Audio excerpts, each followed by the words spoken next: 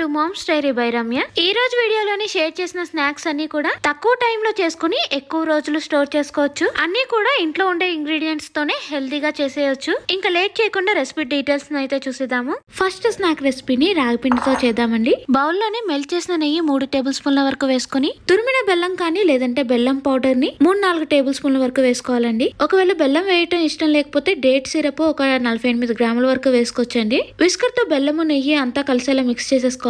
ఒకవేళ తురిమిన బెల్లం అయితే చాలా చిన్నగా చాప్ చేయడానికి ట్రై చేయండి. ఎందుకంటే మనం యూస్ చేసిందే చాలా తక్కువ నెయ్యి. మనం వేసిన తక్కువ నెయ్యిలో అది మిక్స్ చేయడానికి చాలా కష్టం అవుతుంది. అందుకే దాన్ని చిన్నగా చాప్ చేసేసి వేసేసుకోవాలి. ఈ రెండింటిని ఇలా మిక్స్ చేసేసాక ఈ బౌల్ ను పక్కన పెట్టుకుని మిక్సీ జార్ లో 10 నుండి 15 వరకు జీడిపప్పు పలుకులు వేసుకుని వాటి నుండి ఆయిల్ బయటికి రాకుండా కొద్దిగా పౌడర్ లాగా గ్రైండ్ చేసేసుకోవాలి. ఇందాక బెల్లం నెయ్యి వేసిన బౌల్ తీసుకుని గ్రైండ్ చేసిన జీడిపప్పు పౌడర్ ని ఒక 2 టేబుల్ స్పూన్ల వరకు వేసేసాక 3/4 కప్పు రాగిపిండి వేసుకోవాలి. అంటే దాదాపుగా 100 గ్రాములు. ఇంకా ఇందులో ఎటువంటి గోధుమ పిండి వేయాల్సిన అవసరం లేదండి. ఓన్లీ రాగిపిండితో మాత్రమే చేద్దాము ఈసారి. 1/4 టీ స్పూన్ యాలకుల పొడి, 1/4 టీ స్పూన్ బేకింగ్ పౌడర్ వేసాక పించ్ ఆఫ్ సాల్ట్ వేసుకుని విస్కర్ తో అన్ని ఒకసారి బాగా కలిసేలా మిక్స్ చేసేసాక రూమ్ టెంపరేచర్ లో ఉన్న పాలని 1 నుండి 2-3 టేబుల్ స్పూన్ల వరకు వేసుకుని మరి చపాతీ పిండిని కలిపినట్టు గట్టిగా ప్రెస్ చేస్తూ మిక్స్ చేయకుండా కొద్దిగా పాలను వేసుకుంటూ నెమ్మదిగా మిక్స్ చేసుకుంటూ ఇలా డవ్ ప్రిపేర్ చేసేసాక అది కొంచెం కూడా చేతికి స్టిక్ అవ్వకుండా ఉండాలి. కుకీస్ డవ్ అయితే రెడీ అయిపోయిందండి.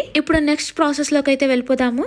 చాపింగ్ బోర్డ్ మీద బటర్ పేపర్ పెట్టేసుకోవాలి. దాని మీద కుకీస్ డవ్ పెట్టుకుని చపాతీ కర్రతో అంతా ఈవెన్ గా వచ్చేలా స్ప్రెడ్ చేసేసాక చేతితో ఒకసారి కార్నర్స్ ని సెట్ చేసుకుని ఇలా స్క్వేర్ షేప్ లో పెట్టేసుకోవాలి. మనకి ఏదైనా నట్స్ ని స్ప్రింకిల్ చేసుకోవాలి అంటే ఈ స్టేజ్ లో స్ప్రింకిల్ చేసేసుకుని చపాతీ కర్రతో ప్రెస్ చేసేసుకోవచ్చండి. కానీ ఈసారి నేను డిఫరెంట్ గా చేస్తున్నాను కాబట్టి దీని మీద ఏమీ నట్స్ స్ప్రింకిల్ చేయట్లేదు. కావాలి అంటే నట్స్ ఈ స్టేజ్ లోనే స్ప్రింకిల్ చేసేసుకోవచ్చు. ఈ డవ్ ని ఒక 10-15 నిమిషాల వరకు ఫ్రీజర్ లో పెట్టేసుకుందాము. 10-15 నిమిషాల తర్వాత అది కొద్దిగా హార్డ్ గా అవుతుంది. అప్పుడు మనం కుకీస్ ని ఈజీగా కట్ చేసేసుకోవచ్చు. ఫస్ట్ నైఫ్ తో కార్నర్స్ ని కట్ చేసేసుకోవాలి. ఇలా కట్ చేసాక వచ్చిన పిండిని వేస్ట్ గా పడేయకుండా దాన్ని మళ్ళీ చపాతీ కర్రతో ప్రెస్ చేసుకుని కుకీస్ లాగా కట్ చేసుకోవచ్చండి. నేను ఈసారి కుకీస్ ని డిఫరెంట్ షేప్స్ లో కాకుండా స్టిక్స్ లాగా చేస్తున్నాను. వీడియోలో చూపించినట్టు నైఫ్ తోటి స్టిక్స్ లాగా కట్ చేసేసుకోవాలి. అవి మరీ దగ్గరగా ఉన్నాయి కాబట్టి కొద్దిగా విడివిడిగా పెట్టేసుకుని ఇలా అన్నిటిని రెడీ చేశాక ఈ కుకీస్ ని ఈసారి నేను ఓవెన్ లో చేస్తున్నానండి. బటర్ పేపర్ ని ట్రే మీద పెట్టేశాక ఈ కుకీస్ ని స్టవ్ మీద కుక్ చేయాలి అనుకుంటే మాత్రం సాల్ట్ వేసిన పాన్ లో స్టాండ్ పెట్టేసి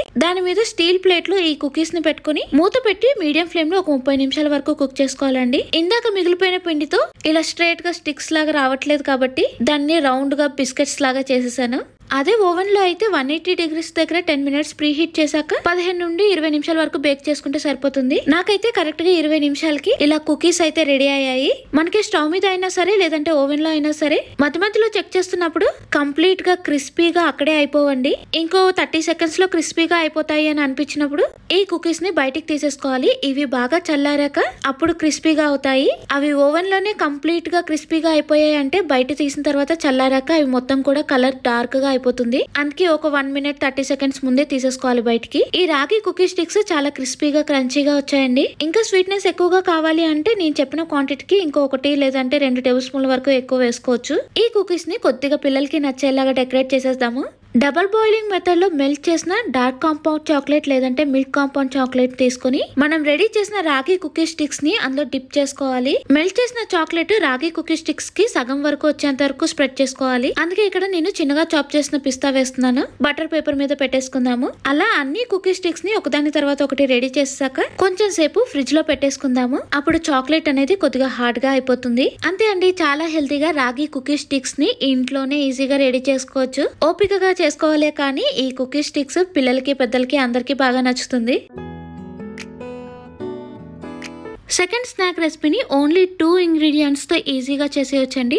ఈ రెసిపీకి పల్లీలను యూస్ చేస్తాము. పల్లీలో కూడా చాలా మంచి ఫ్యాట్స్ తో పాటు ప్రోటీన్ కూడా ఎక్కువగా ఉంటుంది. స్టవ్ మీద పాన్ పెట్టుకుని 1.5 కప్పు పల్లీలు వేసి పల్లీలు మాడిపోకుండా మీడియం ఫ్లేమ్ లో వేయించుకొని ప్లేట్ లోకి వేసేసి అవి చల్లారాక పల్లీల పొట్టు అంతా తీసేసుకుని మిక్సీ జార్ లోకి వేసేసుకోవాలి. ఇలా పొట్టు తీసిన పల్లీలు వేసేసాక దీన్ని మెత్తగా గ్రైండ్ చేసేసుకోవాలి. వీడియోలో చూపించినట్టు కొద్దిగా పౌడర్ లాగా గ్రైండ్ చేసుకున్నా పర్లేదు, లేదంటే ఆయిల్ కొద్దిగా బయటకు వచ్చేంత వరకు గ్రైండ్ చేసుకున్నా పర్లేదండి. పాన్ లో 2 టేబుల్ స్పూన్ల నెయ్యి వేసుకుని 1/2 కప్పు బెల్లం తురుము వేసుకుని స్టవ్ ని లో ఫ్లేమ్ లో పెట్టుకుని బెల్లం ని కరిగించుకోవాలి. ఇక్కడ బెల్లం ఏమీ పాకం పట్టాల్సిన అవసరం లేదండి, జస్ట్ బెల్లం కరిగితే సరిపోతుంది. ఇలా బెల్లం కరిగిన వెంటనే గ్రైండ్ చేసిన పల్లీల పొడి అంతా కూడా వేసేసుకుని అంతా అంతా బాగా కలిసేలా మిక్స్ చేసేసుకోవాలి. ఒకవేళ బెల్లం బాగా పాకం పట్టేంత వరకు ఉంచేసుకుంటే మనం చేసిన రెసిపీ కొద్దిగా హార్డ్ గా అయిపోతుంది. అందుకే అది బెల్లం కరిగిన వెంటనే ఈ పల్లీల పొడి కూడా వేసేసుకుని అంతా కలిసేలా మిక్స్ చేసేసుకోవాలి. లో టు మీడియం అడ్జస్ట్ చేసుకుంటూ మొత్తం మిక్స్ చేసేసాక ఇలా స్క్వేర్ షేప్ లో టిన్ కానీ లేదంటే స్టీల్ బాక్స్ కి కొద్దిగా నెయ్యిని అప్లై చేసేసుకుని మనం రెడీ చేసిన పల్లీలు బెల్లంది కూడా మొత్తం ఇందులో వేసేసాక స్టీల్ బౌల్ కి అడుగున కొద్దిగా నెయ్యిని అప్లై చేసి అంతా ఈవెన్ గా వచ్చేలా బౌల్ తోటి ప్రెస్ చేసేసుకోవాలి. మనకి కావాలి అంటే చిన్నగా చాప్ చేసిన నట్స్ వేసుకోవచ్చండి. నేను ఇక్కడ చిన్నగా చాప్ చేసిన కొన్ని పిస్తా పలుకులను కూడా వేసేసుకుని ఇంకోసారి స్టీల్ బౌల్ తోటి మొత్తం ప్రెస్ చేసేసుకుందాము. నట్స్ కూడా వేసేసాక వెంటనే నైఫ్ తోటి ఈవెన్ గా వచ్చేలాగా స్క్వేర్ షేప్ లో కట్ చేసేసుకుందాము. ఇది బాగా చల్లారిన తర్వాత కట్ చేస్తే మనకి పీసెస్ లాగా స్క్వేర్ గా రాకుండా ఇలా పొడి పొడిగా విడిపోతాయి. కాబట్టి ఇలా అడ్డంగా నిలువుగా కట్ చేసేసాక ఒక అరగంట గంట పక్కన పెట్టేసుకుంటే అవి అనేది కొద్దిగా హార్డ్ గా అయ్యి కర్రీ షేప్ అనేది కరెక్ట్ గా వస్తుంది. వీటిని పీసెస్ గా ఒకదాని తర్వాత ఒకటి తీసేసుకోవాలి. డైరెక్ట్ గా ప్లేట్ లో వేసుకుంటే అవి విరిగిపోయే ఛాన్స్ ఉంటుంది. మనం బెల్లం కరిగించే దాన్ని బట్టి ఇవి సాఫ్ట్ గా ఉంటాయండి, లేదంటే కొద్దిగా హార్డ్ గా అయిపోతాయి చల్లారాక. అలా సింపుల్ గా 2 ఇంగ్రీడియంట్స్ తోటి పీనట్ బార్ అయితే రెడీ చేసేసుకున్నాము. ఈ పీనట్ బార్ ని మనం స్నాక్ బాక్స్ లో కూడా యూస్ చేసుకోవచ్చండి. తక్కువ టైం లో అయిపోతుంది. ఇంకా 10 to 15 డేస్ వరకు ఎయిర్ టైట్ బాక్స్ లో స్టోర్ చేసుకోవచ్చు.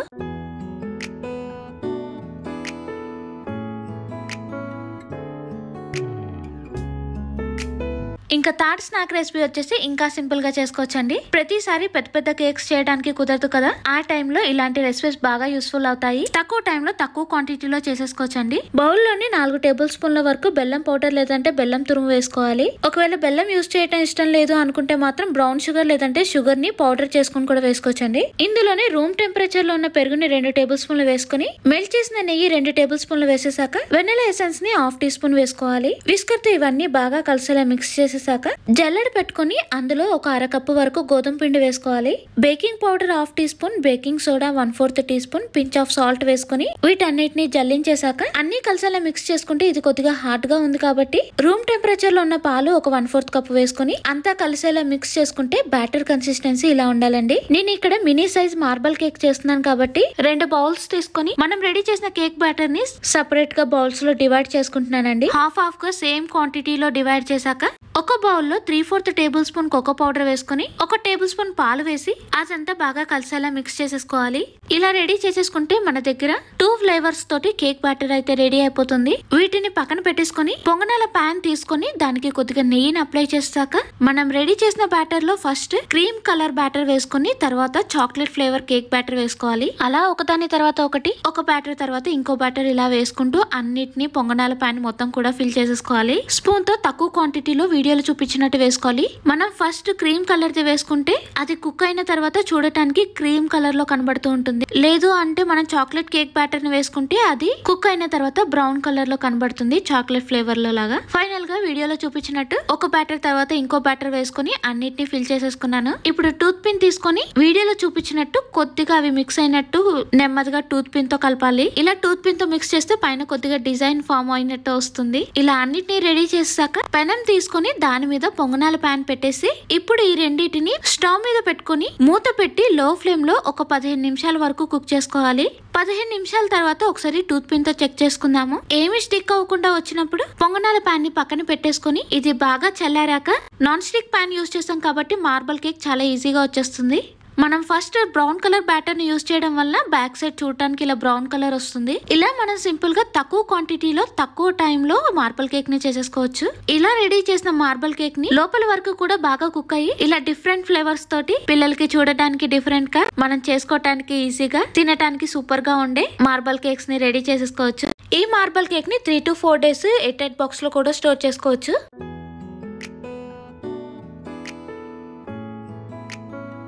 ఇంకా ఫోర్త్ స్నాక్ రెసిపీ కోసం బౌల్లోని అరకప్పు ఎర్ర కందిపప్పును వేసేసుకోవాలండి. దీన్నే మార్కెట్ లో పింక్ మసూర్ దాల్ అని కూడా అంటారు. ఈ ఎర్ర కందిపప్పు బదులుగా పెసరపప్పును కూడా యూస్ చేసుకోవచ్చండి. సేమ్ ప్రాసెస్ లో రెసిపీని అంతా ఫాలో అయిపోవచ్చు పెసరపప్పుతో కూడా. ఎర్ర కందిపప్పుని వాటర్ వేసి 2-3 సార్లు నీట్ గా వాష్ చేసేసాక వాటర్ అంతా కూడా స్ట్రెయిన్ చేసుకొని ఇప్పుడు స్టవ్ మీద ప్యాన్ పెట్టుకొని నీట్ గా వాష్ చేసిన ఎర్ర కందిపప్పు కూడా వేసేసి మీడియం ఫ్లేమ్ లో తడి అంతా పోయేంత వరకు వేయించుకోవాలి. కొద్దిగా తడి అంతా పోయింది అని అనిపించినప్పుడు ఫ్లేవర్ కోసం 3 వెల్లుల్ని వేసుకోవాలి. ఒక ఒకవేళ వెల్లుల్లి తినటం ఇష్టం లేకపోతే స్కిప్ చేసుకోవచ్చండి. అలా వీటిని మీడియం ఫ్లేమ్ లో ఎర్ర కందిపప్పు బాగా క్రిస్పీగా అయ్యేంత వరకు వేయించుకోవాలి. ఇలా సౌండ్ వస్తున్నప్పుడు పాన్ ని పక్కన పెట్టేసుకొని ఇవి బాగా చల్లారాక మిక్సీ జార్ లోని మనం వేయించిన ఎర్ర కందిపప్పు వెల్లుల్లిని కూడా వేసేసి ఫైన్ పౌడర్ లాగా గ్రైండ్ చేసేసుకోవాలి. చిన్న బౌల్ లోని గ్రైండ్ చేసిన పౌడర్ అంతా వేసేసాక 2 టేబుల్ స్పూన్ల నువ్వులు, 2 టేబుల్ స్పూన్ల అవిసె గింజలు వేసుకోవాలి. ఇందులో కావాలి అంటే pumpkin seeds, water melon seeds కూడా వేసుకోవచ్చండి. ఒకవేళ అవిసె గింజలు వేయటం ఇష్టం లేకపోతే వాటిని స్కిప్ కూడా చేయొచ్చు.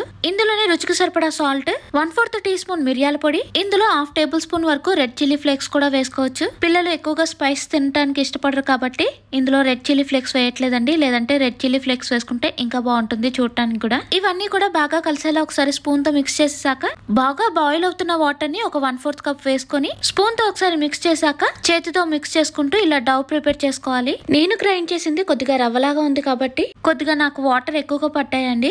ఒకవేళ పౌడర్ లాగా గ్రైండ్ చేసుంటే 1/4 కప్ అయితే సరిపోతుంది. అన్ని ఈవెన్ గా వచ్చేలా ఇలా ఏదైనా స్పూన్ లో మెజర్ చేసుకుంటూ ఇలా అన్నిటిని రౌండ్ బాల్స్ లాగా చుట్టేశాక ట్రే మీద బటర్ పేపర్ పెట్టుకుని మనం రెడీ చేసిన బౌల్ కూడా పెట్టి దాని మీద బటర్ పేపర్ పెట్టుకుని బౌల్ తో ఒకసారి గట్టిగా ప్రెస్ చేసుకుంటే ఇలా రౌండ్ గా షేప్ అయితే రెడీ అయిపోతుంది. ఈ రెసిపీని ఓవెన్ లో చేస్తున్నాను కాబట్టి ఈ ప్రాసెస్ అంతా ఫాలో అవ్వాలండి. ఒకవేళ లేదు మొత్తం కూడా ఆయిల్ లోనే వేయించాలి అనుకుంటే మాత్రం ఏదైనా నెయ్యి అప్లై చేసిన ప్లేట్ మీద ఈ రౌండ్ బాల్ ని పెట్టి స్టీల్ బౌల్ కి బ్యాక్ సైడ్ నెయ్యిని అప్లై చేసి ఒకసారి ప్రెస్ చేసుకుంటే మనకి ఇలా షేప్స్ అనేవి రెడీ అవుతాయి.